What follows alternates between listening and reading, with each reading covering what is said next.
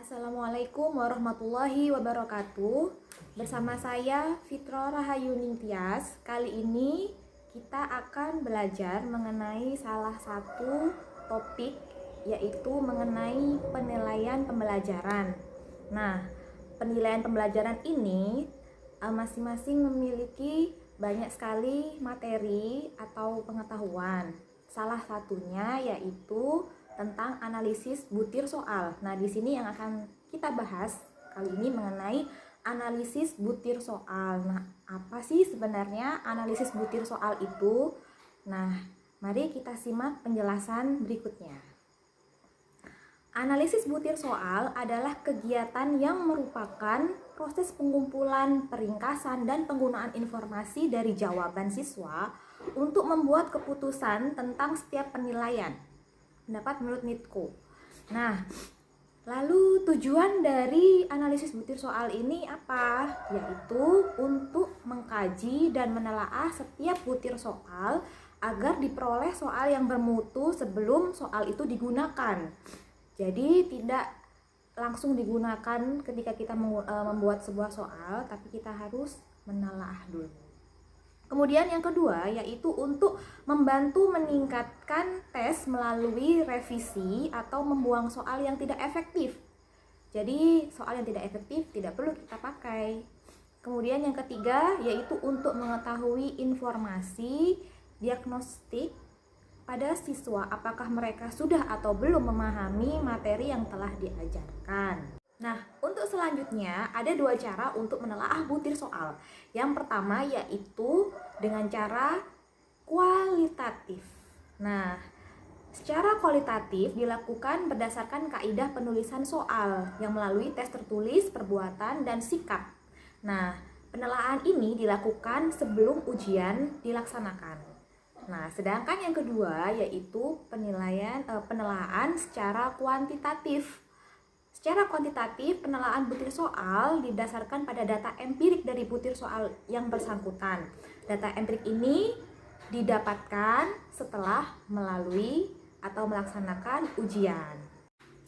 Dalam analisis butir soal ini yang akan lebih kita tekankan yaitu mengenai analisis butir soal secara kuantitatif. Nah, teknik secara kuantitatif ini akan kita peroleh mengenai dengan tiga cara, yaitu yang pertama melalui tingkat kesulitan, yang kedua akan kita cari daya pembeda, kemudian yang ketiga yaitu kita cari efektivitas pengecoh atau distraktor dari butir soal tersebut.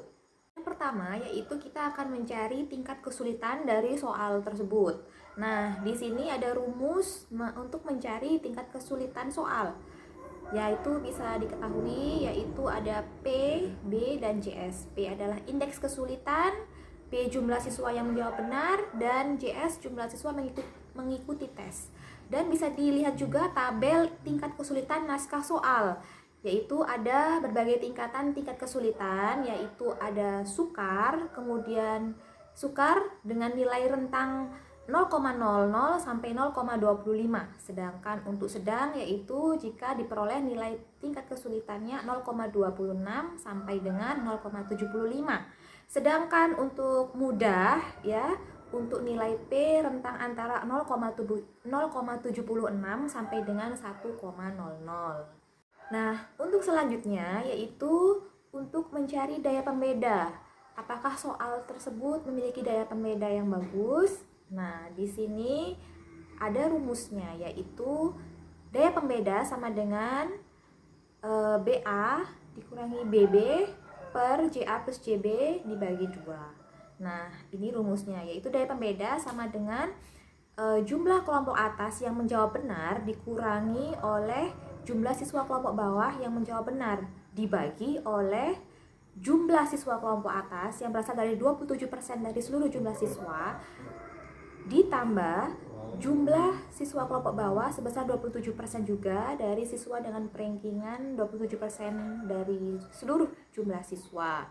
Nah, yang dibagi menjadi 2. Hasilnya nanti bisa dilihat dan dibandingkan atau dianalisis berdasarkan tabel, yaitu berapa rentang daya pembeda tersebut. Nah, bila dia kurang dari 1, maka daya pembedanya rendah sekali. Kemudian jika rentangnya 0 sampai dengan 0,2, maka dibilang rendah. Kemudian jika 0,2 sampai 0,4, maka daya pembeda soal tersebut sedang. Lalu jika 0,4 sampai 0,7, maka daya pembedanya tergolong tinggi. Lalu jika daya pembedanya rentang antara 0,7 sampai dengan 1, maka skornya tinggi sekali. Nah, untuk selanjutnya yaitu efektivitas pengecoh. Nah, rumus untuk mencari efektivitas pengecoh ini yaitu D sama dengan jumlah peserta tes dibagi 4 kali banyaknya option jawaban. Nah, jika option jawaban ini ada A, B, C, D, E, ada 5, berarti option jawabannya ada 5 ya. Atau kalau 4 ditulis 4, N-nya ini. Lah, apakah efektivitas pengecoh itu berfungsi? Nah, pengecoh dikatakan berfungsi jika pengecoh dipilih oleh minimal sejumlah D siswa. Nah, ini D ini menentukan jumlah siswa yang memilih ini. Jika D kurang dari D, maka tidak berfungsi. Jika lebih dari D, maka soal itu berfungsi sebagai pengecoh. Nah, sekian seluruh presentasi dari saya untuk kali ini mengenai analisis butir soal dalam topik penilaian pembelajaran. Saya mohon maaf bila ada salah kata. Terima kasih banyak sudah menonton. Thank you very much. Wassalamualaikum warahmatullahi wabarakatuh.